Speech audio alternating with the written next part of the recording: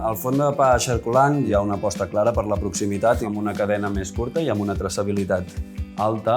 Apostem per una forneria de qualitat, tot ecològic, de proximitat i també tot fet artesanalment. Això és el pa de gla. Aquesta massa du la massa del pa de massa mare i llavors hi afegim el que es diu un escaldat, la farina de gla barrejada el dia anterior amb aigua bullint. Farines de diferents procedències sempre és una bona combinació a nivell organolèptic i a nivell digestiu. Permet que els glútens siguin molt més digeribles. A nivell de gust, li dona una profunditat de sabor, no és exagerat.